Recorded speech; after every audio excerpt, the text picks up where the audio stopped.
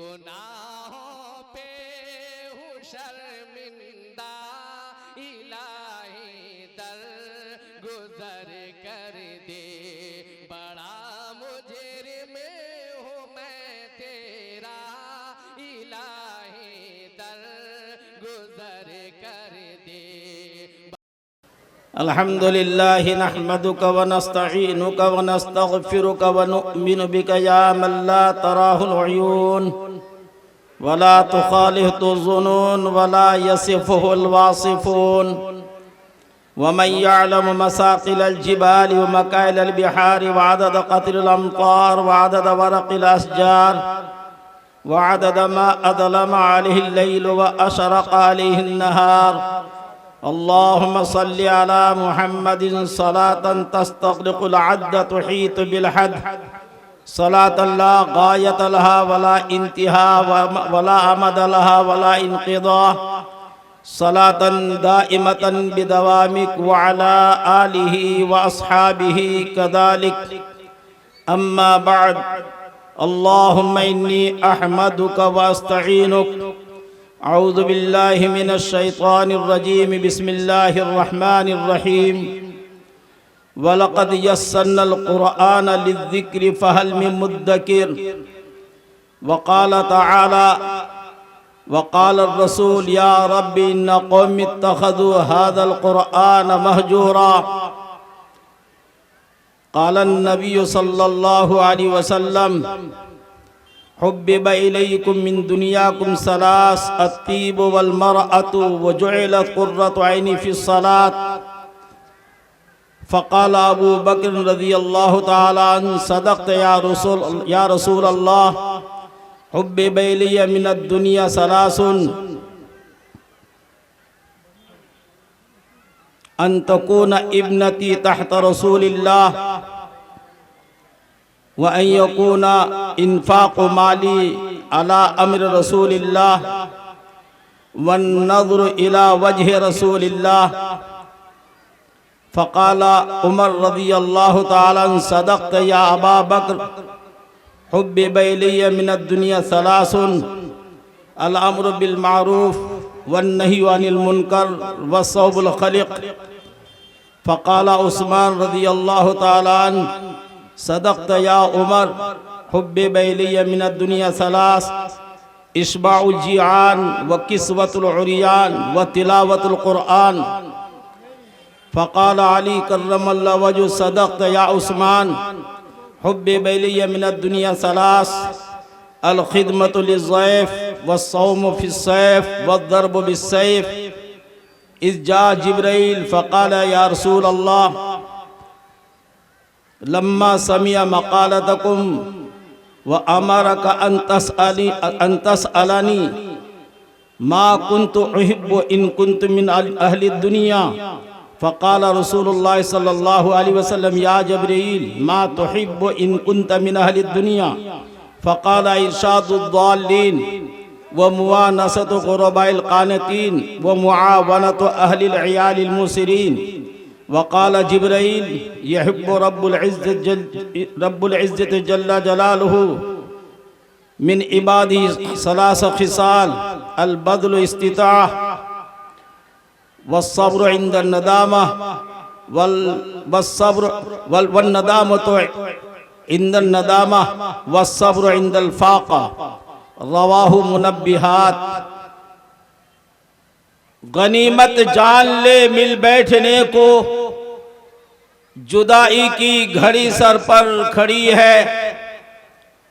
लिपट कर चूम ले फूलों को बुलबुल, फिर चमन में बहार आए न आए।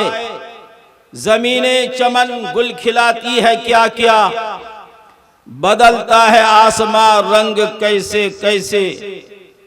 रुखे मुस्तफ़ा है वे का आईना, अब ऐसा कोई दूसरा आए ना। न हमारे बज़्म ख्याल में न दुक्कान आईने साज में। रोशन तेरे नूर से सूरज भी कमर भी, देखे तेरा जलवा तो तड़प जाए नजर भी। मुअज़्ज़ज़ उलमाए किराम, बुजुर्गान मुहतरम, नौजवान दोस्तों, अजीज बच्चों, पर्दा नशी ख़वातीन, बड़ा सुकून का माहौल है। इस माहौल को जलसे के खत्म तक बाकी रखने की हम में से हर शख्स की जिम्मेदारी है। शोर व शगफ दीनी मजलिस में मुनासिब नहीं। बाजार है शोर व शगफ की जगह। ये जगह तो सुकून का, तमानीनत का, इत्मीनान का और इसी तरह अल्लाह ताला की रहमत की बरसात की जगह होती है। ऐसी जगहों की कदर हम सब का ईमानी फरीजा बनता है। हमारी माँ बहनें, आप लोगों को दीनी जलसों में शिरकत का बहुत कम मौके मिलते हैं। आप गनीमत जानिए कि अल्लाह ने तौफीक दी, यहाँ के जलसा कमेटी को आप लोगों को दीन की बात सुनने का जरिया बनाया। आप इन हजरात के लिए दुआएं करें, इनको जज़ाकल्लाह कहें। आपके ऊपर जिम्मेदारी बनती है कि आप सुकून के साथ हर मुकर्रिर की, हर बयान करने वाले की बात को सर के कान से नहीं, दिल के कान से सुने। अल्लाह ताला हमें दिल से भी सुनने की सलाहियत दिया है और जाहिरी तौर पर कान जो सर के साथ लगे हुए दो तरफ कान है, जाहिर में यही कान सुनने वाले हैं, मगर दिल के कान से जो सुना जाता है, दिल में जो बात पैदा होती है, दिल में जो असर कबूल किया जाता है, वही कारगर होता है। इसलिए कानों का भी हक अदा करना है और दिल को भी मुतवज्जे रखकर दिल का हक अदा करना है। अल्लाह ने दिल बड़ी नेमत दी है, इसमें अच्छाइयों का भी जज्बा आता है और बुराइयों का भी वसवसा और ख्याल आता है। फ़अल्हमहा फुजूरहा व तक़वाहा क़द अफ़लह मन ज़क्काहा व क़द ख़ाब मन दस्साहा। जो बुराई दिल में आ जाए और उसी में आदमी मुनहमिक हो जाए, वो नाकाम है। और अच्छाई आए दिल में, ख्याल अच्छी बातों का, अच्छे अमल का और अच्छी बात के सुनने का, पहले इख्तियारिंग यहाँ है। दिल मुतवज्जो होगा तो कान मुतवज्जो होगा, दिल मुतवज्जे नहीं है तो कान मुतवज्जे नहीं हो सकता। दिल के तवज्जो के बगैर कोई काम नहीं होगा। ना आंखें सही देखेंगी, ना कान से ही सुनेगा, ना जबान से ही बोलेगा। दिल अगर मुतवज्जो है तो हमारे हाथ भी सही काम करेंगे, पैर भी सही काम करेगा, कान भी सही काम करेगा, आंखें भी सही काम करेगी। ये दिल के साथ इसका ताल्लुक है। सारे उज़्व का सरदार दिल है। दिल को मुतवज्जे किया गया। दिल ठीक है तो सब ठीक, दिल बिगड़ गया तो सब बिगड़ गया। अला इन्ना फिल जसद मुज़गतन इदा सलहत सलहल जसद कुल्लु व इदा फसदत फसदल जसद कुल्लु अला वही अल क़ल्ब। नबी अकरम सल्लल्लाहु अलैहि वसल्लम अनमिट बात जो दुनिया के हर इंसान और हर अक्लमंद आदमी को ये बात तस्लीम करना ही पड़ेगा, चाहे हमारे नबी की नबूवत को वो तस्लीम करे ना करे। लेकिन अटल बात कह दी कि जिस्म के अंदर गोश्त का एक लोथड़ा, एक टुकड़ा है, वो ठीक तो सब ठीक, अगर वो बिगड़ गया तो सब बिगड़ जाएगा। फिर नबी पाक सल्लल्लाहु अलैहि वसल्लम ने निशानदेही करके फरमाई हुआ है दिल गोश्त का एक टुकड़ा है, फहम का, समझ का, अच्छाई का, बुराई का, सब का मरकज है दिल। दिल ठीक तो सब ठीक, दिल बिगड़ गया तो सब बिगड़ जाएगा। दिल में दिल की हरकत बंद हो गई तो जिस्म में खून का दौरान बंद हो गया। और दिल अगर चल रहा है धक धक धक धक तो हमारे जिस्म में जो खून का दौरान है वो अपनी जगह काम कर रहा है। इसलिए आदमी की मौत का ताल्लुक सबसे पहले दिल से होता है। दिल में हरकत बंद, तब जाकर नब्ज़ बंद होता है। पहले नब्ज़ बंद नहीं होता, पहले दिल की हरकत बंद हो जाती है, फिर उसके बाद यहाँ नब्ज़ खत्म हो जाता है। क्यों? इसलिए कि खून का दौरान घट गया, कम हो गया। दिल काबू तो सब काबू। एक वाकया सुनाता हूं। अंबाला सिटी में एक मजार है, बहुत बड़े वली का, जिस वली का नाम है कुत्ते शाह। कुत्ते शाह, उस जमाने में बुजुर्गों के लक़ब में शाह का लफ्ज लगाया जाता था। शाह वलीउल्लाह, शाह अब्दुल कादिर जिलानी, शाह मुहद्दिस देहलवी, इस तरह शाह का लफ्ज अल्लाह वालों के नाम के साथ लफ्ज़ शाह लगाया जाता था। तो अंबाला जीटी रोड में उनका मजार है। जिस जमाने में दारुल देवबंद कायम हुआ, हदीस की तालीम का सिलसिला शुरू हुआ, गंगो में हज़रत मौलाना रशीद अहमद साहब गंगोई रहमतुल्लाह अलैह, उन्होंने दरस हदीस शुरू किया। उसी जमाने के बुजुर्ग थे और बड़े साहिब कश बुजुर्ग थे, लेकिन नाम अजीब था। नाम था उनका कुत्ते शाह। कुत्ते शाह नाम क्यों पड़ा? वजह यह है कि हर वक्त एक कुत्ता का पिल्ला गोद में लेके रखता था, हर वक्त।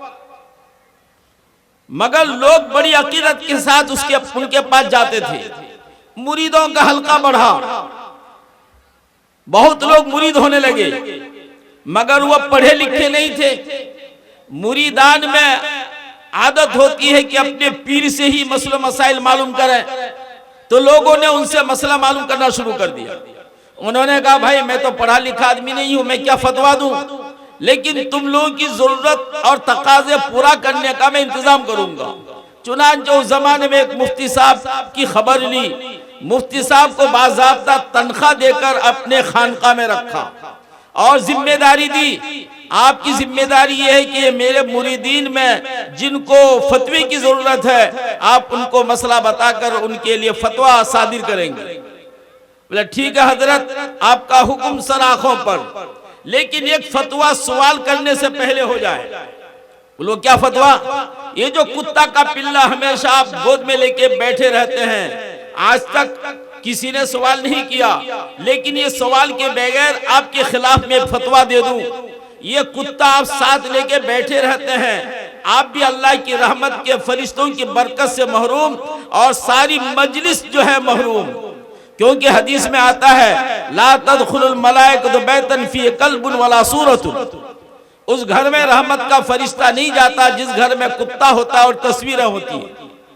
जिस घर में कुत्ता होता है, शौकिया कुत्ता पालता है, और घर में फोटो और तस्वीरें होती हैं, तो उस घर में रहमत का फरिश्ता नहीं जाता। ये अल्लाह के नबी की हदीस है। और हदीस में एक अजीब वाकया भी है बुखारी और मुस्लिम शरीफ में। नबी अकरम सल्लल्लाहु अलैहि वसल्लम को जिब्रील अलैहिस्सलाम ने खबर दी कि कल होकर मैं आऊंगा। अब जिब्रील अलैहिस्सलाम की आमद का इश्तियाक और शौक तो लगा हुआ रहता था नबी अकरम सल्लल्लाहु अलैहि वसल्लम को। आका करीम सल्लल्लाहु अलैहि वसल्लम ने पूरा दिन इंतजार किया, मगर जिब्रील अलैहिस्सलाम की आमद की कोई हवा नहीं लगी। बहुत परेशान हुए कि फरिश्ता अल्लाह का फरिश्ता ये वादा खिलाफी करने वाला तो नहीं है, जरूर आया होगा, लेकिन हमारे अंदर से कोई कोताही हुई होगी जिसकी वजह से जिब्रील अलैहिस्सलाम यहाँ से वापस गए होंगे। दिल में ख्याल आया कौन सी खराबी हमारे घर में है। देखा गया चौकी के नीचे जिरवो कल्बिन, कुत्ते का पिल्ला था। नबी पाक सल्लल्लाहु अलैहि वसल्लम ने उसको हटाया। अगले दिन जिब्रील अलैहिस्सलाम आए तो नबी अकरम सल्लल्लाहु अलैहि वसल्लम ने पूछा, गुज़श्ता कल आने की बात थी, आप आए नहीं। फरमाया जिब्रील अलैहिस्सलाम ने, मैं आया था, और आपको मालूम है जहाँ कुत्ता होता है वहाँ अल्लाह की रहमत का फरिश्ता नहीं जाता है। मैं देखा आपके चौकी के नीचे, जो आपको पता नहीं था, चौकी के नीचे जो है कुत्ता का पिल्ला था। मैं देख के वहीं से वापस हो गया। ये मदीना मुनव्वरा का वाकया। नबी पाक सल्लल्लाहु अलैहि वसल्लम ने उस साल सारे कुत्तों के कत्ल करने का हुक्म दे दिया। सारे कुत्ते, मदीने में जितना कुत्ता है सबको कत्ल करने का हुक्म दे दिया। 1 साल तक ये हुक्म बाकी रखा, 1 साल तक। अच्छा, आप लोग बता भी पाएंगे पूरी दुनिया में कौन ऐसा टाउन और शहर है जहाँ कुत्ता नहीं है? वो है मदीने मुनव्वरा। आज भी मदीने मुनव्वरा में कोई कुत्ता आपको नजर नहीं आएगा जो हज करने गए होंगे। मक्का में तो नजर आ जाएगा, लेकिन मदीना शहर ऐसा पाक, ऐसा तय्यब, ऐसा मुनव्वर शहर है, वहां कुत्तों की कोई गुजर बसर नहीं, पूरा शहर कुत्तों से खाली है।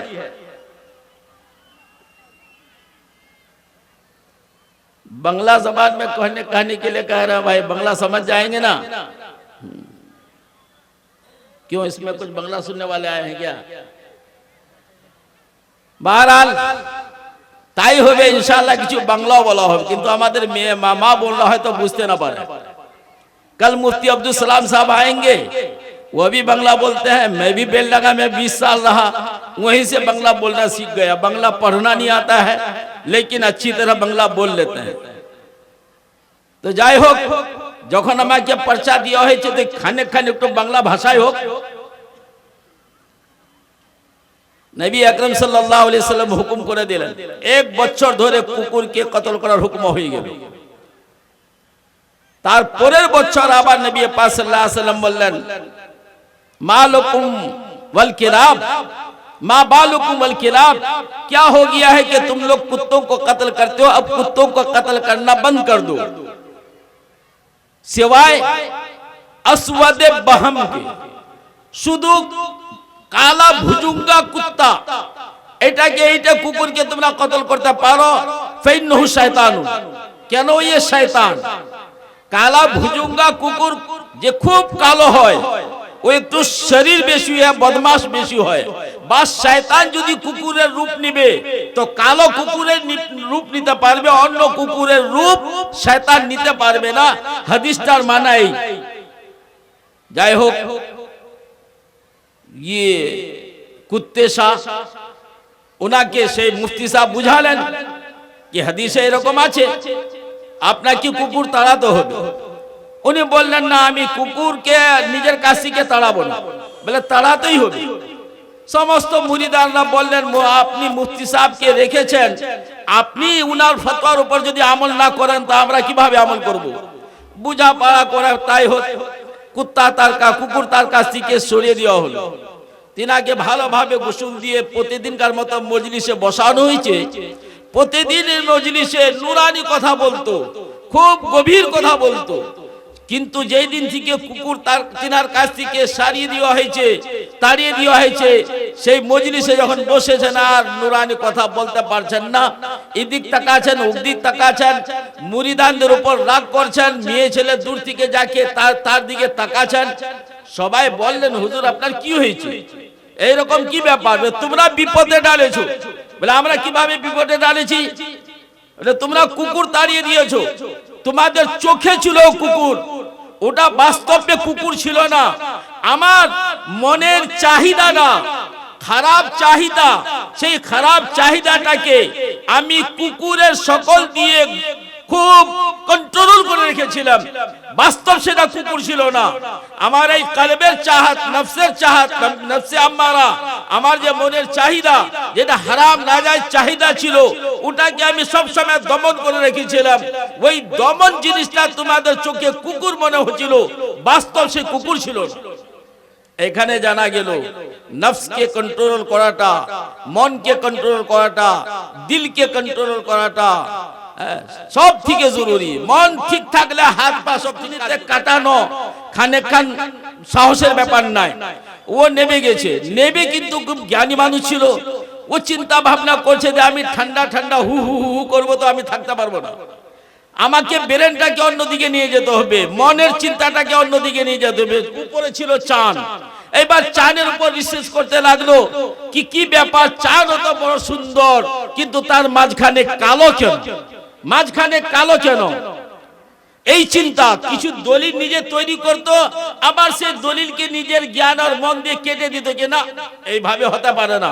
এই চিন্তা করতে করতে চাঁদ অত সুন্দর, অত খুবসুরত, কিন্তু মাঝখানে কালো কেন, ওর হিকমতটা বুঝিয়ে আসলো না। সকাল হয়ে গেল, সকালে উঠে দিব্যি সুন্দর আকবর বাদশার কাছে।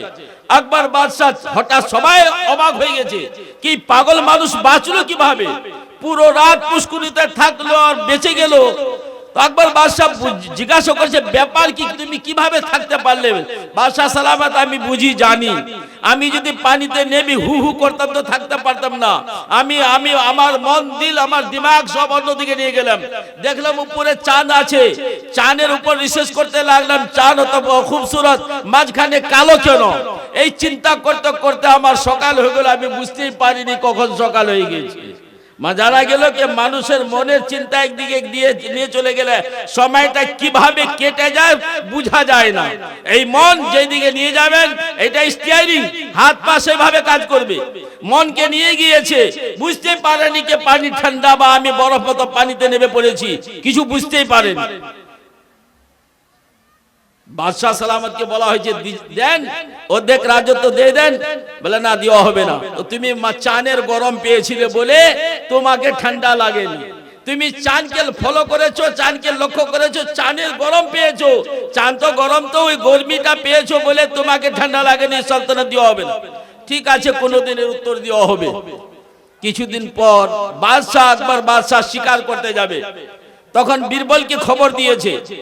বীরবল বলছে ঠিক আছে বাদশাহ সালামত বলো, আমি একটু পরে আসছি, এই আসলাম বলে আমি একটু খিচুড়ি খেয়ে নি, খিচুড়ি রান্না করি, কেন বাদশাহ সালামত আমাকে জঙ্গলে দৌড়াবে, কত ঘন্টা আমাকে দৌড়াতে হবে আমি বুঝতে পারবো না।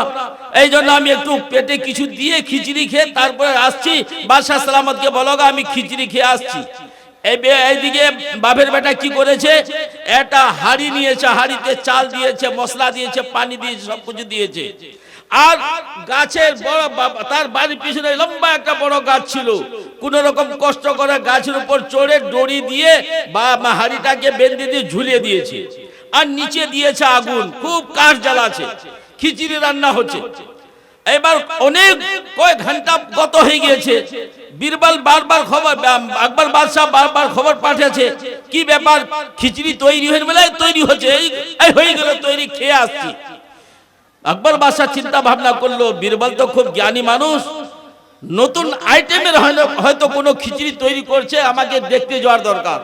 এবার আকবর বাদশাহ বীরবলের বাড়ি এসে জিজ্ঞাসা করছে, কই তোমার খিচুড়ি তৈরি হয়েছে? আসেন বাদশাহ সালাম, আসেন, খিচুড়ি তৈরি হচ্ছে। খিচুড়ি তৈরি দেখেন, হাঁড়ি লাগানো আছে, ঝুলানো আছে, এই নিচে কাঠ জ্বলছে। আকবর বাদশাহ বলছে, তুমি তো মহা বেওকুফ খেপা, কিয়ামত পর্যন্ত খিচুড়ি হবে না। বলে কেন? এইখানকার হিট যায় না, এখানকার গরমটা আগের তাপিসটা যায়নি, যাবে পানি খলিবে, পানি গরম হবে, চাল সিদ্ধ হবে, কোনোটাই হচ্ছে না। আচ্ছা, গরম হচ্ছে না তো আপনার কাছে একটা আমার প্রশ্ন, আমি যে সেদিন পুষ্কুরুতে ছিলাম, আমার মাথা থেকে চাঁদের দূরত্বটা বেশি ছিল, দূরত্বটা বেশি ছিল, না এই আগুন থেকে হাড়ির দূরত্বটা বেশি, কোনটা দূরত্ব বেশি? বলে হ্যাঁ, সেদিনকার তোমার মাথার উপর যে চাঁদ ছিল, সেই চাঁদটা আর তোমার মাথাটার দূরত্বটা লাখো গুণ বেশি ছিল। বলে সেখানে গরমটা আসতে পারে, তো এখানে গরমটা কেন যাবে না? এখানে কেন যাবে না? আকবর বাদশাহকে উত্তর দিয়ে দিল, যে রকম ও ঠকালো, ইও আকবর বাদশাহকে ঠকিয়ে দিল। এবার ভাই আমরাও দূর হয়ে গেছি। কোথায় থেকে দূর হয়েছি? কতটা দূরে হয়েছি? বীরবলের মাথা থেকে চাঁদের দূরত্ব বা বীরবলের আগুন থেকে হাড়ি পর্যন্ত দূরত্ব, কোরআন হাদিস থেকে আমরা কোনটা দূরে চলে গেছি? চিন্তা করুন, কোন দূরত্বতে গিয়েছি আমরা কত দূরত্বতে গিয়েছি। আমাদের বাড়িতে শতকরা 10টা বাড়িতে গ্রামে তিলাওয়াতের ইহতিমাম নাই, কোরআন পাকের তিলাওয়াতের ইহতিমাম নাই।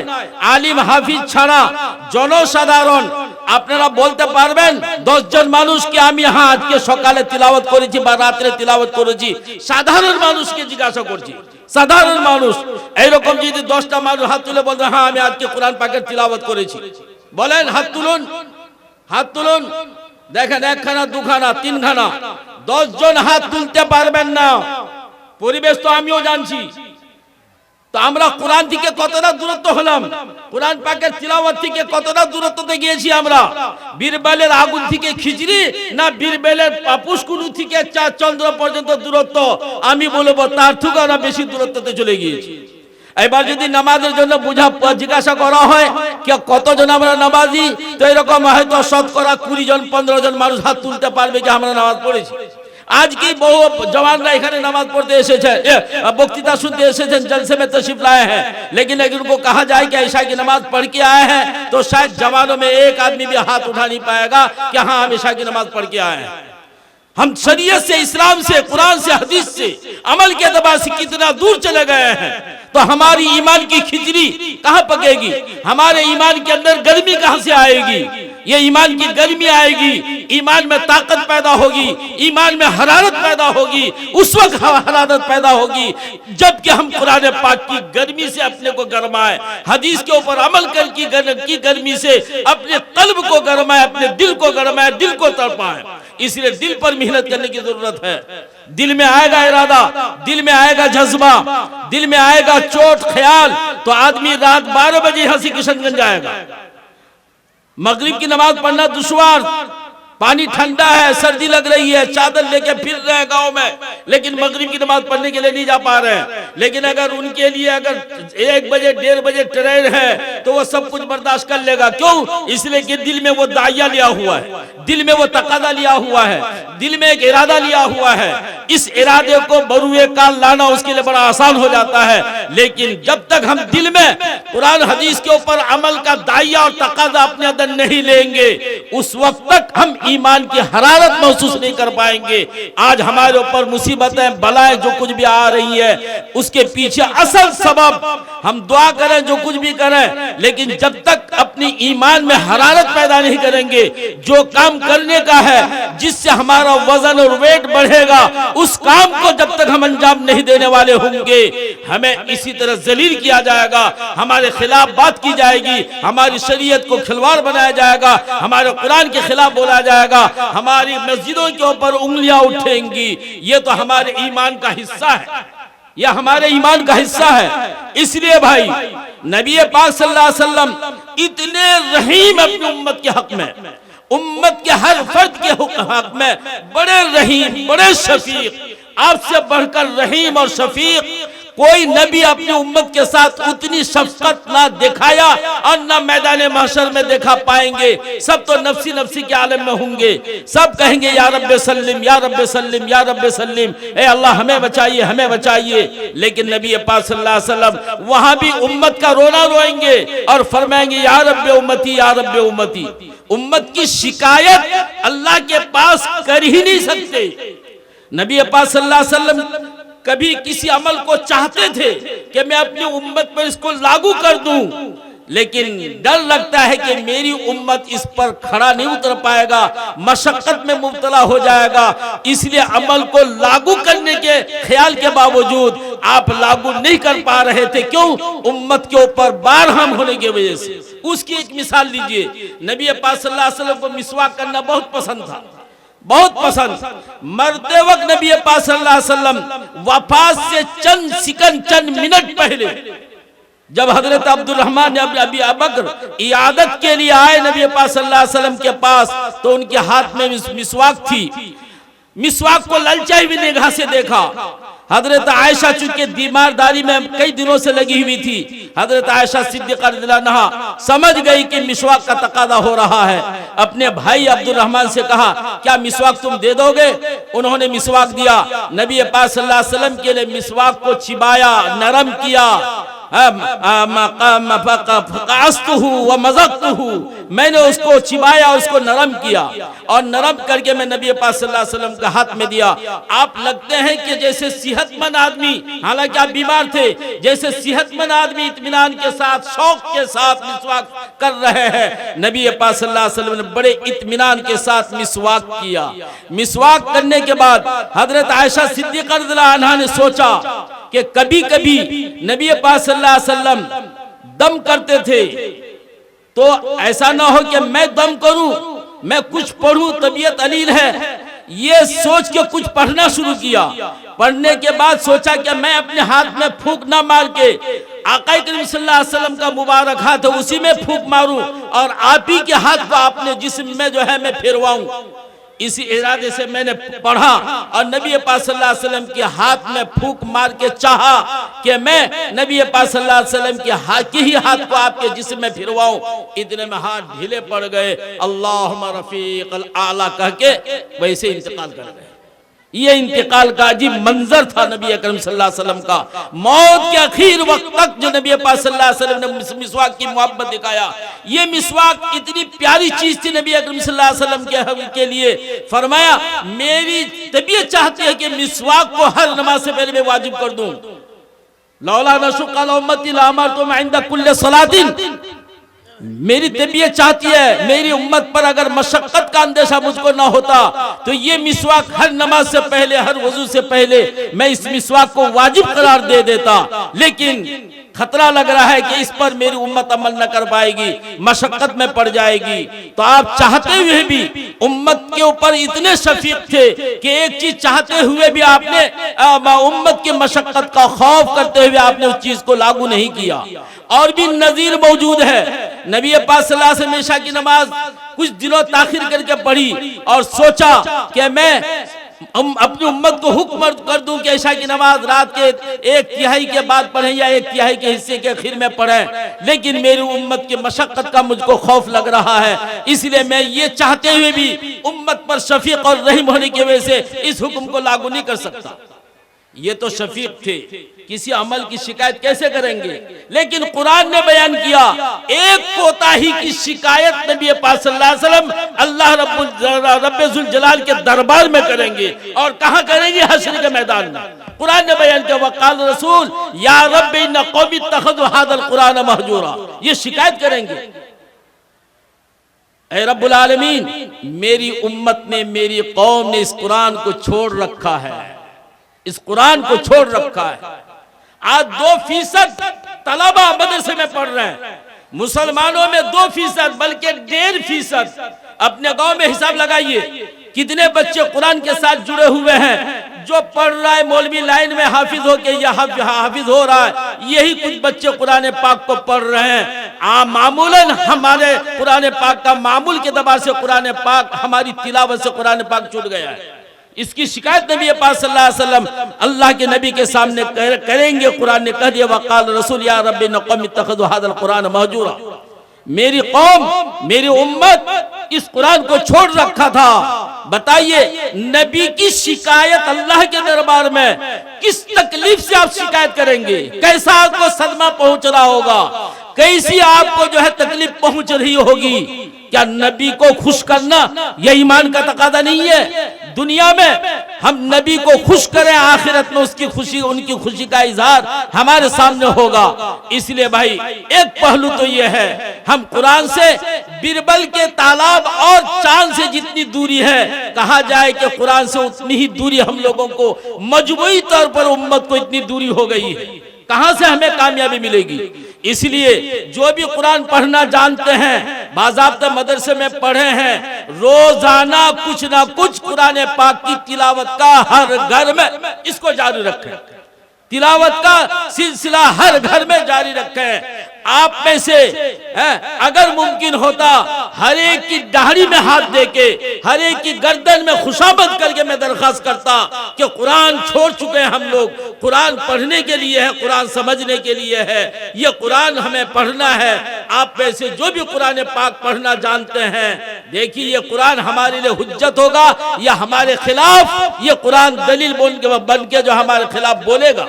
मुस्लिम शरीफ की हिदायत हदीस है अत्तहुरु शत्रुल ईमान वल्हम्दुलिल्लाह तमलान व सुबहानल्लाह वल्हम्दुलिल्लाह तमलान व तमलान मा बैन समय वलद अस्सलातु नूरुन व सब्रु ज़ियाउन व सदक़तु बुरहानुन अल कुरान हुज्जतुल लका औ अलैक कुल्लु यगदू कुल्लु नास यगदू फबायु नफ्सहु फमुतिक़हा व मुबिक़हा। रवाहु मुस्लिम। मुस्लिम किताब तहारत में अब्दुल्लाह इब्न अब्बास की सनद से सबसे पहली ये हदीस है। इसमें बताया गया तहारत ईमान का आधा हिस्सा है, नमाज नूर है, सदका बुरहान है, सब्र जिया है, कुरान हुज्जत है। लका और अलैक, कुरान या तो तुम्हारे मुआफिक बोलेगा या कुरान तुम्हारे खिलाफ बोलेगा। कुरान करीम को अल्लाह पाक पावर देंगे, कुरान पाक को पावर देंगे। हदीस में है सूरे बकरा और सूरे निसा, मरने वाले आदमी जो दुनिया में इस दो सूरतों को पाबंदी के साथ पढ़ता था, मरने वाला जब मरेगा कब्र के पास अजाब आएगा, दो दो शक्ल तैयार खड़ी होगी, एक शक्ल पैर के तरफ और एक शक्ल जो है सर के तरफ, और सांप या अजाब का फरिश्ता उस मय्यत को डसना चाहेगा या अजाब देना चाहेगा। ये दोनों सूरत जो मुतशक्कल एक शक्ल बन के दोनों सूरतें खड़ी है, ये उसको मना करेगा कि नहीं, आपको हक नहीं है। दुनिया में इसने हमको तिलावत से याद रखा था, हमको ये भूला नहीं था, अपनी तिलावत के सिलसिले में हमें पढ़ा करता था। इन दोनों सूरतों को अल्लाह ताला शक्ल देंगे, वो शक्ल बोलेगी और उसको अज़ाब कब्र से बचाने वाली होगी। ये दोनों सूरतें, कुरान पाक तो हमारे लिए हुज्जत है, लेकिन अगर हमने कुरान पाक से अंधा हुआ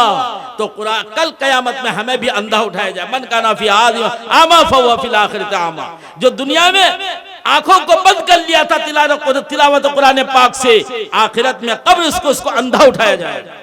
एक हदीस में है, नबी पाक सल्लल्लाहु अलैहि वसल्लम ने फरमाया, रोजाना अगर किसी ने 100 आयत तिलावत की, अब 100 आयत की तिलावत आम है भाई, कुरान पाक देख के आप 100 आयतें पढ़ें, या 100 आयत जो ज़बानी आपको 5 सूरत है, उन 5 सूरत में 5 आयतें हैं, तो अगर आपने एक बार चलते फिरते आपने पढ़ लिया तो 25 आयत पढ़ना हुआ।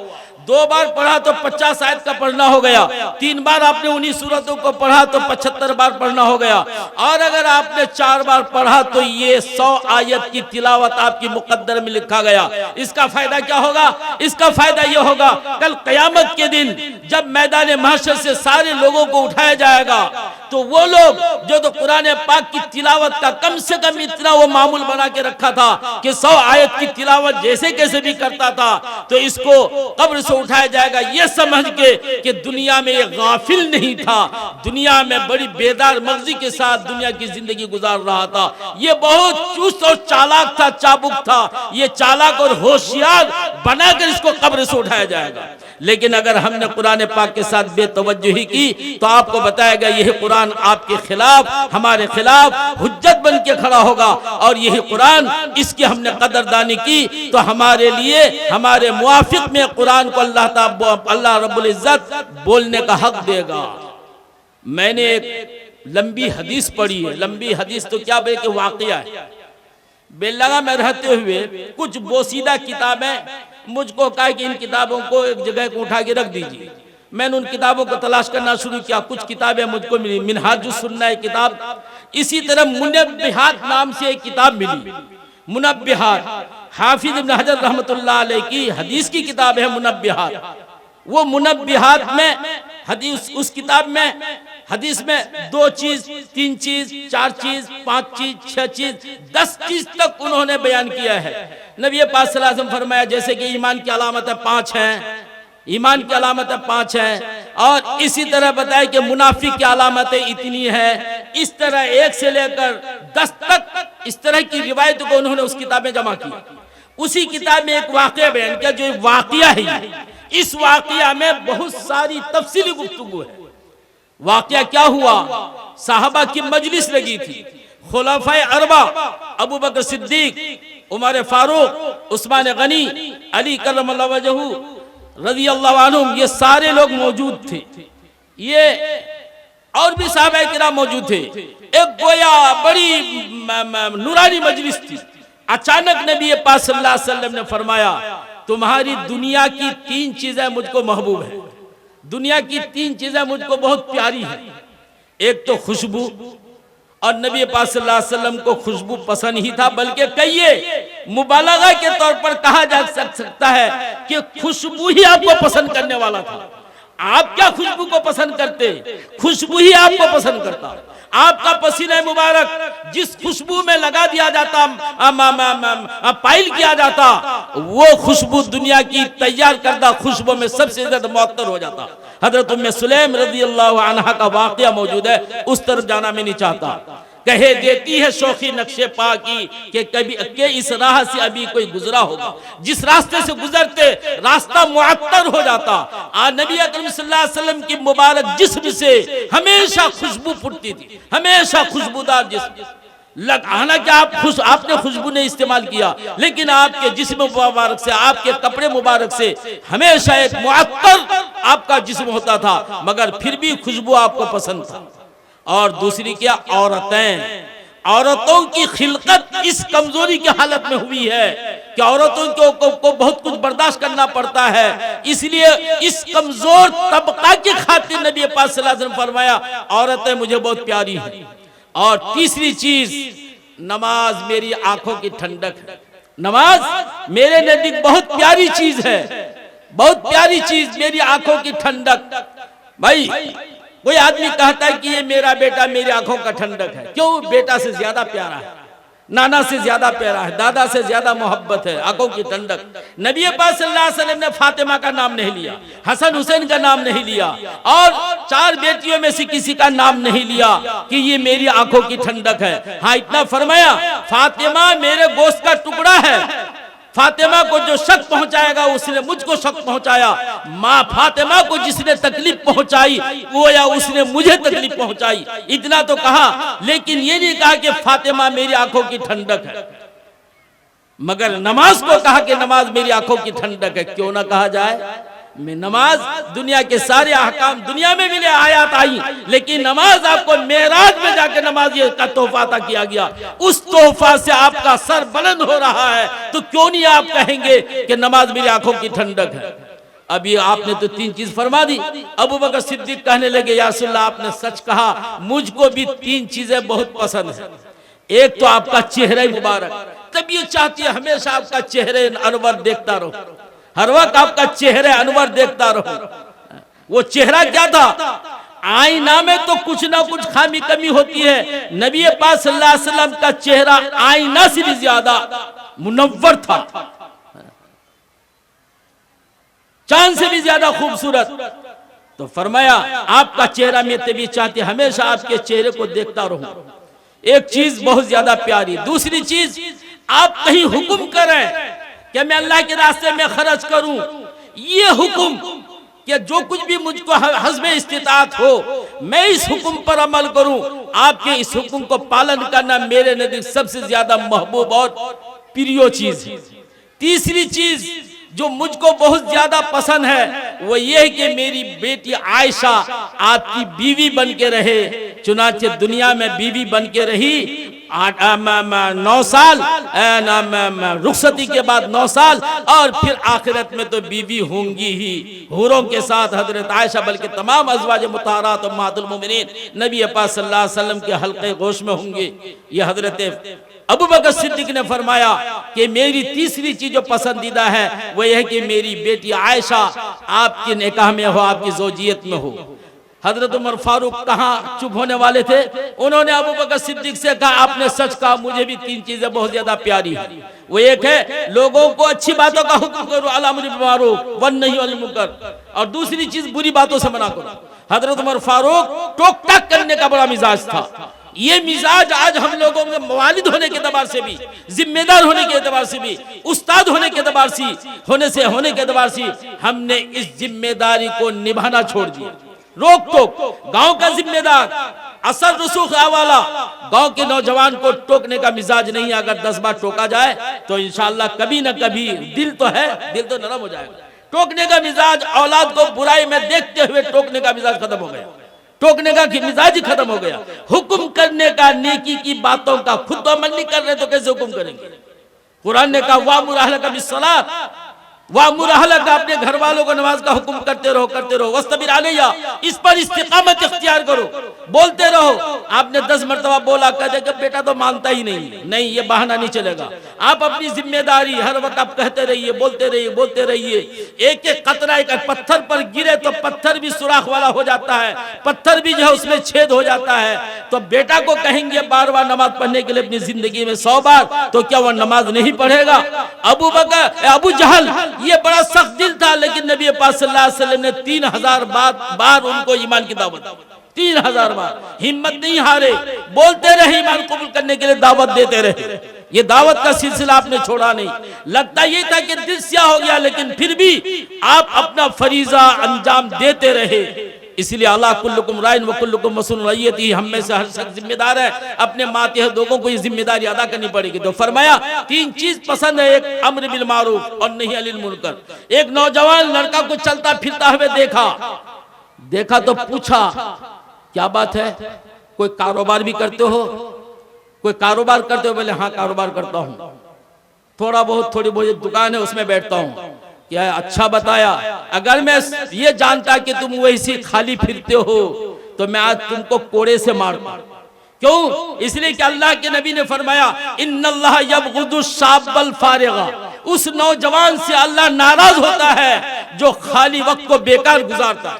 कुछ किया कर कुछ न मिले कपड़ा फाड़ के सिया कर, मचानों में, यहाँ में, वहां में, दुकानों में अपना वक्त बर्बाद किया जाता है। हमारे नौजवान रोजी की फिक्र कीजिए, रोजी को बड़े बनने की फिक्र कीजिए, मेहनत करेंगे, कष्ट करेंगे, तभी जाकर आप दुनिया में कामयाबी हासिल कर सकते हैं। लेकिन इस दुनिया को हासिल करने के लिए दीन को पैरों से कुचलना नहीं है, दीन को पकड़ के दुनिया के लिए बहुत मेहनत करने की जरूरत है। सहाबा किराम नबी पाक सल्लल्लाहु अलैहि वसल्लम के मजलिस में भी होते और बाजार में सौदा सरब भी करते, तिजारत भी करते, अपने को मशगूल रखा था। ये व्यस्तता ईमानेर अंग, मशगुलियत ईमानेर একটা অঙ্গ। এই জন্য আমাকে খুব রোজির জন্য ব্যস্ত থাকতে হবে, যতটা ব্যস্ত থাকবো ততটা আমাদের উন্নতি হবে। আমরা যে এখানে ওখানে বসে সময়টা 24 ঘন্টার মধ্যে কি করলাম না করলাম, রাত 10টা 11টা পর্যন্ত মোবাইল দেখে সময়টা নষ্ট করলাম, আর রাত্রে শুলাম 12টা 1টা দিকে 2টো দিকে, আর সকাল উঠছি 9টার দিকে আমার ঘুম ভাঙছে। কি পরিবেশ হয়ে গেছে মুসলমানদের, কি পরিবেশ হয়ে গেছে। হাদিসে এসেছে আসসাবহাতু তামনুর রিজকা, सुबह तक सोते रहना रोजी को रोकता है। ওই রোজিতে বরকত আসবে না, এখানে সেখানে ঝামেলাতে মুবতলা হয়ে যাবে। এই জন্য সকাল সকাল বেদার হওয়ার চেষ্টা করাটা এটাই ঈমানের অঙ্গ। সাহাবায়ে কিরামদের মামুল ছিল না, আমরা তাড়াতাড়ি ঘুমাবো যেন সকালে উঠতে পারি, ফজরের নামাজ পড়তে পারি। কিন্তু কাজ হলে তো আমরা ফজরের আগে উঠে আলুতে পানি দিতে যাই, মকই খেতি দেখতে যাই, চাষ দেখতে যাই। কেন? দিলে নিয়েছি, নামাজের জন্য দিলে কোনো চেতনাটা বোধ আমাদের নাই। এই জন্য আমরা এই নামাজের জন্য উঠতে পারছি না। এই জন্য ভাই হযরত ওমর ফারুক বলছেন আমার সেবা পছন্দের জিনিস, ভালো কাজের আদেশ হুকুম করা, নিষেধ কাজ থেকে নিষেধ করা, নাজায়েজ কাজ থেকে নিষেধ করা। আর তৃতীয় জিনিস আমার অতি প্রিয় ছিল ফাটা পুরানো কাপড় পরা। ফাটা পুরানো কাপড়, উনার যখন ইন্তেকাল হয় ভালো কাপড় দিয়ে কফন দেওয়ার জন্য তৈরি করা হয়েছে। বলছে না ভালো কাপড়ের অধিকার হচ্ছেন ওই মানুষরা যারা জীবিত আছেন, আর যারা দুনিয়া ছেড়ে চলে যাচ্ছে তার জন্য ভালো কাপড় দিয়ে লাভ কি? ও ভালো কাপড় তো আবার মাটিতে মিশে মাটি হয়ে যাবে।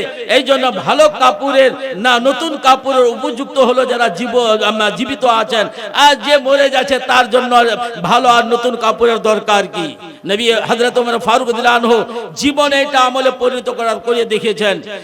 জামাতে, উনার জামাতে চিপ্পি থাকতো, জামাতে চিপ্পি থাকতো। যখন বাইতুল মুকদ্দাস ফাতা হয়েছে গোলামের সঙ্গে যাচ্ছেন, কিন্তু গোলামের সঙ্গে নাম্বারিং করে নেওয়া হয়েছে, একটু ও সওয়ার উপর যাবেন, তারপরে হযরত ওমর ফারুক पैदल যাবেন, আর খানিক খান পর হযরত ওমর ফারুক সওয়ার হয়ে যাবেন, গোলাম এবার খাদিম হিসাবে হেঁটে যাবে, বেরিয়ে যাবে।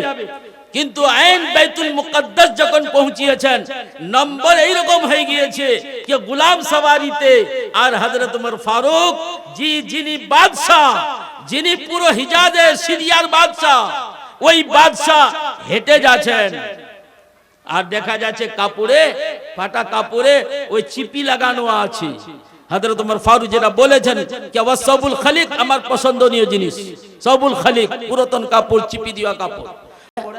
সেরকম ভালো কাজও করে, যেটা হযরত ওমর ফারুকের একটা মানকাবাত বলা হয়েছে। এতে আপনাকে কটু কথা বলা যাবে না কারো বিপক্ষে। এইটাও বলেছেন নবী পাক সাল্লাল্লাহু আলাইহি ওয়াসাল্লাম পরিষ্কার পরিচ্ছন্ন থাকতে বলেছেন। উনার একটা মিজাজ ছিল পরিষ্কার পরিচ্ছন্ন, এটা ঈমানের অঙ্গ। নিজেকে সাদগী হিসাবে পরিষ্কার পরিচ্ছন্ন হিসাবে থাকুন। তাজাম্মুল ইখতিয়ার করো, তাজাম্মুল ইখতিয়ার করাটা এটা হচ্ছে ঈমানের অঙ্গ। যাই হোক হযরত উসমানা থাকতে পারলেন না, উনি বললেন আপনার তিনটি জিনিস পছন্দনীয়, তো আমারও তিনটি জিনিস পছন্দনীয়। কি? ইসবাউল জিয়ান, যারা অনিহারে থাকে আমি যদি খবর পাই তাড়াতাড়ি তাদের খাদ্যের ব্যবস্থা করে দিই। ও কিসওয়াতুল উরিয়ান, এইরকম অসহায় মানুষ যে পরার কাপড় পাচ্ছে না, আমি তাড়াতাড়ি তার জন্য কাপড়ের ব্যবস্থা করে দিই। আর তৃতীয় হচ্ছে তিলাওয়াতে কোরআন, কোরআন পাকের তিলাওয়াত। ওনার মিজাজ ছিল সব খালি সময় তিলাওয়াতে কোরআন, তিলাওয়াতে কোরআন। খালি সময় যতটুক পাতেন উনি কোরআন পাকের তিলাওয়াতে ব্যস্ত থাকতেন। সমস্ত সাহাবারা তিলাওয়াতের খুবই অভ্যাসিত ছিলেন। সমস্ত সাহাবা 7 দিনে কোরআনে পাক খতম করে নিতেন, 7 দিনে। এই জন্য কোরআন পাকের মধ্যে 7টা মঞ্জিল আছে, 7 হিজব আছে, 7 হিজব 7 মঞ্জিল সাহাবাদের আমল হিসাবে করা হয়েছে। ওনারা 7 দিনে কোরআনে পাক খতম করতেন। কোরআন পাকের মধ্যে 114টা সূরা আছে, কোরআন পাকের মধ্যে 540টা রুকু করা আছে। এই রুকুগুলো আমাদের হিন্দুস্তানের আলিমরা করেছেন। কেন? 27 দিনে কোরআন পাককে শেষ করতে হবে। এক এক রাকাতে এক এক রুকু পড়বেন, তো 20 রাকাতে 20 রুকু পড়লে এবার 20 কে 27 দিয়ে গুণ দিলে 540টা রুকু হয়ে যাচ্ছে। এক এক রুকু এক এক রাকাতে পড়িয়ে 27 তারিখে কোরআন পাক খতম হয়ে যাবে, শেষ হয়ে যাবে। কোরআন পাকের তিলাওয়াতের এটা মামু সাহাবাদের মধ্যে ছিল।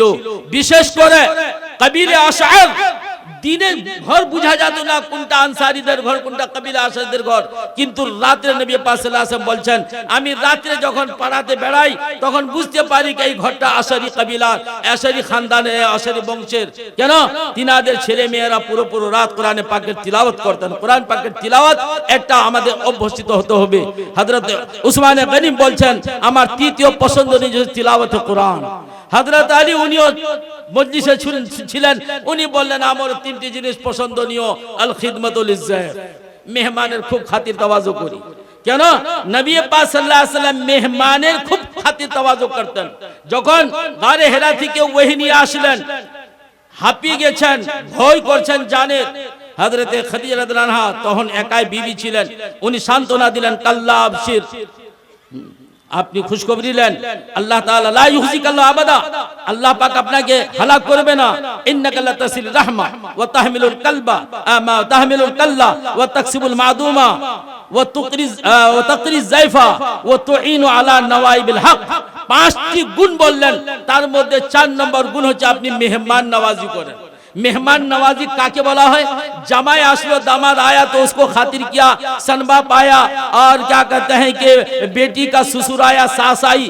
नहीं, ये मेहमान नवाजी नहीं, वो तो सिलारहमी, वो तो रिश्तेदार है।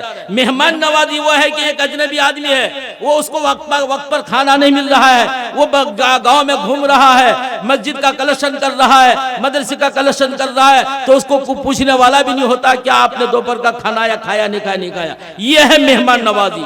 नबी अकरम सल्लल्लाहु अलैहि वसल्लम के मिजाज में ये मेहमान नवाजी थी, ये है मेहमान नवाजी। और जिसको हम दामाद समझकर, सन बेटा समझकर, समधी समझकर हम उसके ऊपर मेहमान नवाजी करें, ये सिला रहनी है, ये मेहमान नवाजी नहीं है। बहरहाल एबर हजरत अली फरमाया अल खिदमतुल ज़ैफ व सौम फी सैफ, गर्मी के जमाने में बड़े दिन में रोजा हो मुझको बहुत पसंद, क्योंकि ज्यादा मशक्कत उठाना पड़ेगा तो नेकी भी ज्यादा मिलेगी। अल अज्र बिक़द्रिल क़द्दी, अल अज्र बिक़द्रिल क़द्दी, अल अज्र बिक़द्रिल मशक्कत, जितनी मशक्कत होगी उतनी नेकी ज्यादा मिलेगी। और तीसरी चीज मुझको पसंद है अज़्ज़रबु बिस्सैफ, अल्लाह के रास्ते में जिहाद करूं, इस्लामी जिहाद हो और मैं इस तलवार से दुश्मनों का गर्दन अलग करूं, ये मुझको बहुत ज्यादा पसंदीदा है। अब यहाँ जमीन में जो कुछ गुफ्तगू हो रही है, आसमान में तोलपाल मच गया। अल्लाह ताला ने फौरन जिब्रील इस्लाम को भेजा। जिब्रील इस्लाम ने आके कहा कि अल्लाह ताला ने मुझको आप लोगों के पास भेजा। जब आप सबों की बातें सुनी और अल्लाह ने हुक्म किया है कि आप मुझसे पूछें क्या मैं भी अगर दुनिया का एक इंसान होता तो मैं कौन सी चीज पसंद करता। नबी पाक सल्लल्लाहु अलैहि वसल्लम फरमाया या जिब्रील मा कुन्तु तुहिब्बु इन कुन्त मिन अहली दुनिया, अगर तुम दुनिया के लोगों में से होते तो तुम कौन सी चीज पसंद करते। उन्होंने कहा मैं भी 3 चीज पसंद करता, इरशादुद दालिन, गुमशुदा यानी गुमराह लोगों को सही रास्ता दिखाना, गुमराह लोगों को हिदायत का रास्ता दिखाना, वो मुआनसत गुरबाइल कानितीन, जो सब्र है, सब्रदार हैं, गरीब लोग हैं, उनकी दिलजोई करना, वो मुआवनत अहलिल इयालिल मोसिरीन, बहुलबात बच्चेदार हैं लेकिन बड़ी तंगी की जिंदगी गुजार रहा है, उनकी थोड़ी बहुत मदद करना, ये मुझको बहुत ज्यादा तो पसंदीदा है। फिर जिब्रील इस्लाम ने कहा, अल्लाह ताला ने अपनी पसंदीदगी मुझको आप लोगों के सामने बयान करने के लिए कहा। अल्लाह ताला भी 3 चीज पसंद करता है, बज़लुल इस्तिता वल बुका इंदल नदामा वस्सब्र इंदल फाका। बज़लुल इस्तिता, हस्बी इस्तिताअत, इम्कान भर अल्लाह के रास्ते में कुछ खर्च करना, इम्कान भर दिल चुराना नहीं कि कल हमारा क्या होगा, इम्कान भर अल्लाह के रास्ते में खर्च करना, ये बंदे का ये अमल अल्लाह को बहुत ज्यादा महबूब है। बज़लुल इस्तिता वल बुकाउ इंदन नदामा, वल बुकाउ इंदन नदामा, कोई गुनाह हो गया, नदामत आ गई, शर्मिंदी हुई और अल्लाह के सामने थोड़ा गिरा लिया, आंखों से एक आध कतरा आंसू का बहा लिया, ये आंसू बड़ा कीमती दौलत है। जो चीज अल्लाह के पास नहीं है वही चीज कीमती होगी। अल्लाह के पास बहुत कुछ है लेकिन अल्लाह के पास आंखों का आंसू नहीं है।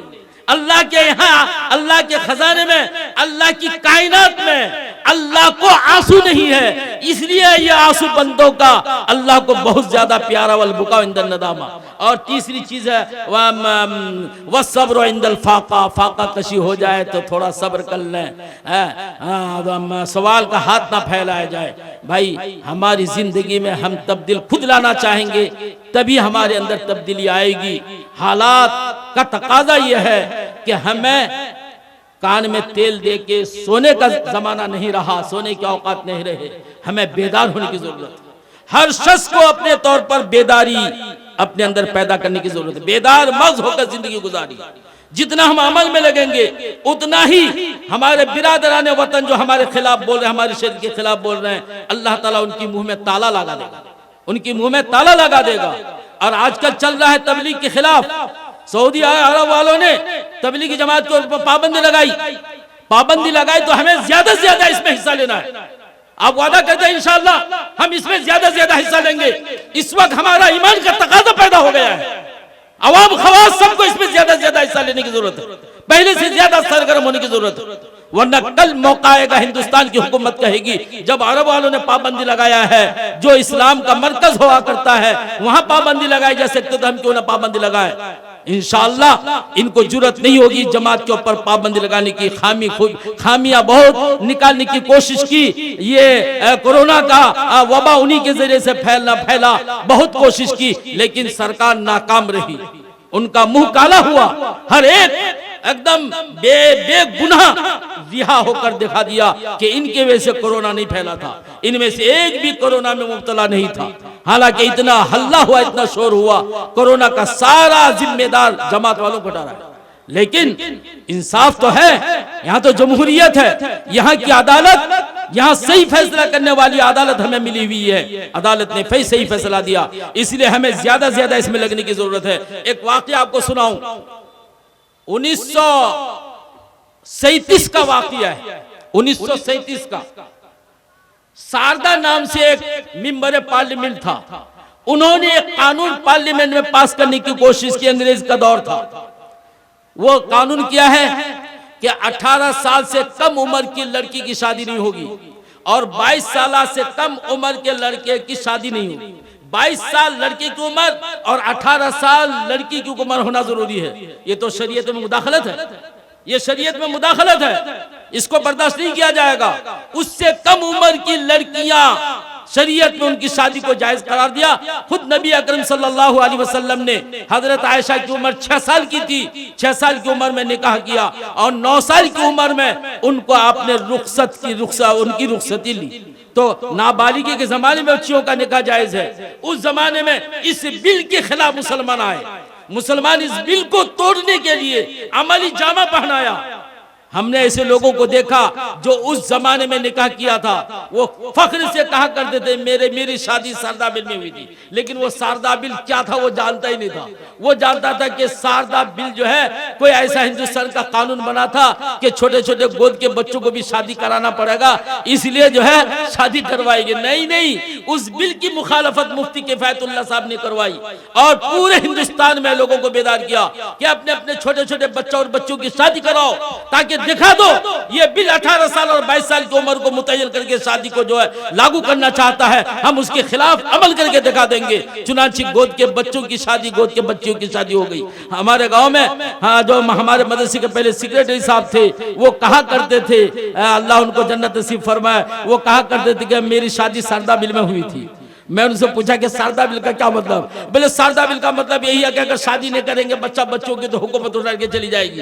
बोले ये मतलब नहीं है उस बिल के खिलाफ। इसलिए कल हो सकता है कि हमारे तबलीग के खिलाफ कुछ कानून पास करे, उससे पहले हम अमली जाना बहाना के दिखाएंगे कि इससे बेहतर जमात, इस तरह शांति वाली जमात, बेज़रर जमात, इस तरह पूरी दुनिया में ऐसी जमात नहीं मिलेगी। हमको अमली जामा पहना के दिखाने की इस वक्त तकाजा और जरूरत पेश आ गई है कि हम ज्यादा से ज्यादा इस काम में हम अपने तौर पर हिस्सा लें, इंशाअल्लाह लेंगे। भाई आप अहद कीजिए अपने गांव में, हम अपने लोगों पर, जवानों पर, बूढ़ों पर, सब पर मेहनत करेंगे। कम से कम 12 घंटे के लिए जमात के निकलिए, 24 घंटे के लिए निकलिए, 3 दिन के लिए निकलिए। ये वक्त का तकाजा है, ये हालात का तकाजा है। ऐसे मौके पे हमें इस सऊदी अरब वालों को जो अय्याशी और फहाशी मुतला है, वहां की सरकार, वहां की हुकूमत, उनको दिखा देना है। वहां के उलमा ने ही उनकी मुखालफत की है। उन लोगों ने दावत और तबलीग को बहुत बेहतरीन जमात आज तक भी उन्होंने बताया है। हालात उन्हीं वही आपस में बिगाड़ पैदा हुआ, इख्तिलाफ पैदा हो गया है। हमारे उस मुल्क में वो लोग कबूल करे न करे, हमें इससे कोई मतलब नहीं है। हमें तो अपने मुल्क को ये फख्र से सर को जो ऊंचा करके दिखाने की जरूरत है। ये बेज़रर जमात तैयार हुई है। अब ये जमात उलमा की निगरानी में तैयार हुई है। ये तलक्की बिल कबूल है, लोगों ने इसको कबूल किया है। 200 मुल्कों में इस जमात का काम हो रहा है। कहां पाबंदी लगाओगे, कहां पाबंदी लगाओगे? इसलिए भाई हमें वक्त आने से पहले इसमें ज्यादा मुनहमिक होने की जरूरत है। इंशाअल्लाह लगाएंगे भाई। भाई वादा कीजिए भाई, ईमान का हिस्सा बनाइए। अब गफलत की जिंदगी गुजारने का वक्त नहीं है, मेहनत की जिंदगी का वक्त आया है। वरना तो हालात ऐसे होंगे, ऐसे ऐसे फितने खड़े होंगे। हदीस में है, फितना देखकर कब्रिस्तान से गुजरने वाला आदमी कहेगा, हाय काश ये कब्र वाला मैं होता तो इन फितनों में मैं मुब्तला न होता। हदीस में नबी पाक ने फरमाया, ऐसे फितने खड़े होंगे, उन फितनों से अपने ईमान का बचाना इतना मुश्किल होगा, इतना मुश्किल होगा कि दहकता हुआ आग का अंगारा हाथ में लेना मुश्किल नहीं होगा। दहकता हुआ आग का अंगारा हाथ में लेना आदमी आसान समझेगा, ईमान का बचाना मुश्किल हो जाएगा, इतना मुश्किल होगा। तो ये फितने हम पैदा करेंगे तब होगा। फितनों के आने से पहले हम अपने आप को चौकस चौबंद रखेंगे तो इंशाअल्लाह ये फितने दूर हो जाएंगे। भाई हमारे यहाँ सबको मालूम है कहीं 2 शब का, वरना आमतौर पर 3 रात का जलसा होता है। क्या करें, हम लोग कोशिश करते हैं कि इस रिवाज को ख़त्म किया जाए। हर चीज़ में तब्दीली आई है तो इसमें तब्दीली क्यों नहीं आएगी? हमारा हक एक बोलने का है। ये 3 दिन के जलसों में होता क्या है, जिस गांव का जलसा होता है उसके कुर्ब जवार की बस्तियां इस कदर लोग परेशान हो जाते हैं, मेहमान नवाजी में न खुद जलसा सुन पाता है और न जो है जो आने वाले हैं वो भी मेहमानी खाने में मुब्तला हो जाते हैं। उनको भी सही जो गरज जलसा सुनने की है वो गरज उनका पूरा नहीं हो पाता है।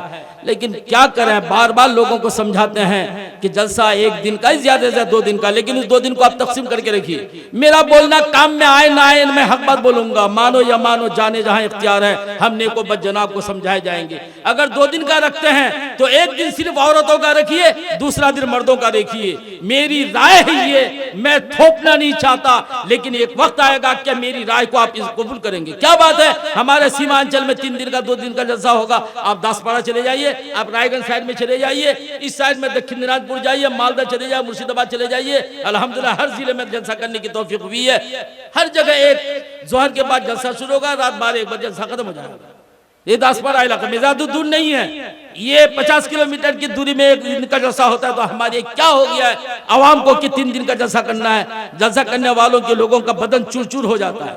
बहरहाल जब 3 दिन का होता है तो हमको 3 दिन का हक अदा भी करना है इंशाअल्लाह, 3 दिन का हक अदा करना है। अब लोग ये भी समझ क्या आखिर वाली रात में जाएंगे, क्या आखिर की रात में कोई और कुरान पेश करके आपके सामने तकरीर करेगा क्या? आप तीसरे दिन का इंतजार कर रहे हैं? आपके ईमान का तकाज़ा कि आज भी जाएंगे, कल भी जाएंगे। अगर आपको कोटा में माल मिले, आज भी मिलेगा, कल भी मिलेगा, नहीं तो मिलेगा। तो क्या आप आज छोड़ देंगे और कल जाएंगे?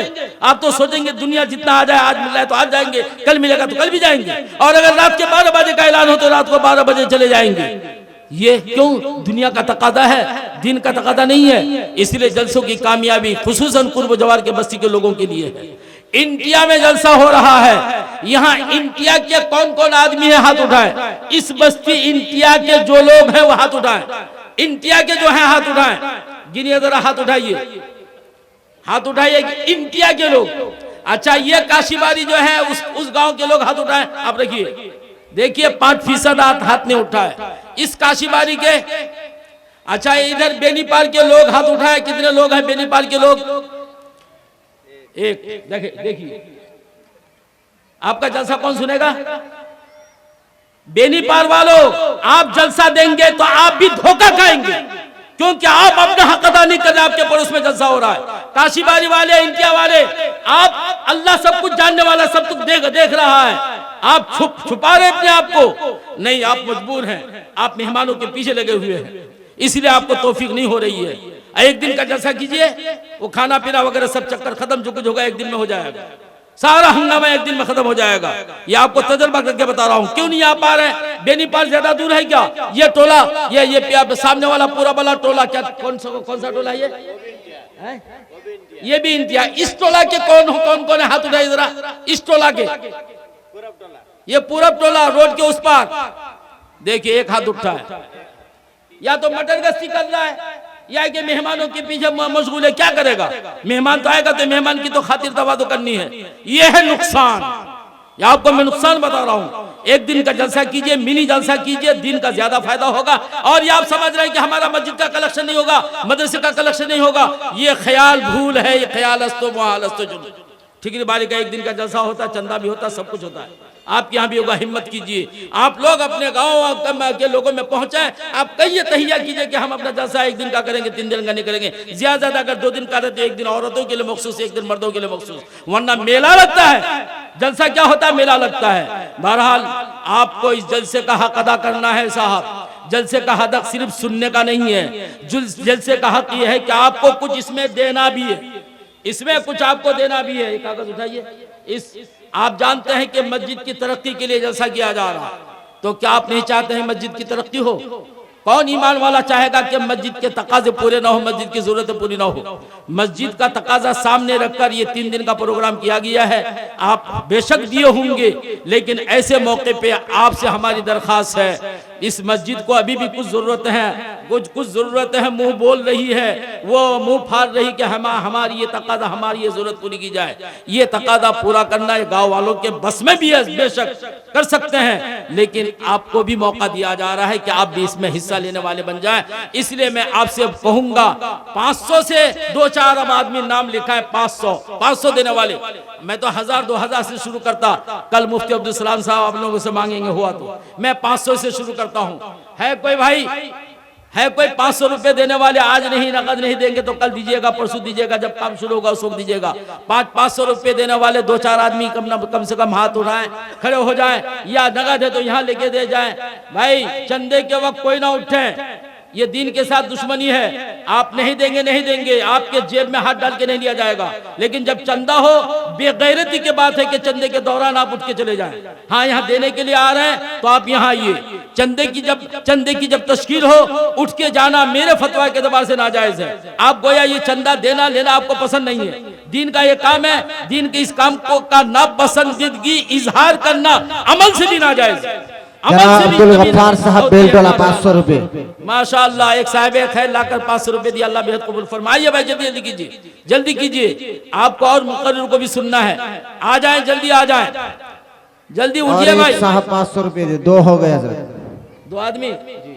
2 आदमी कम से कम 10 आदमी।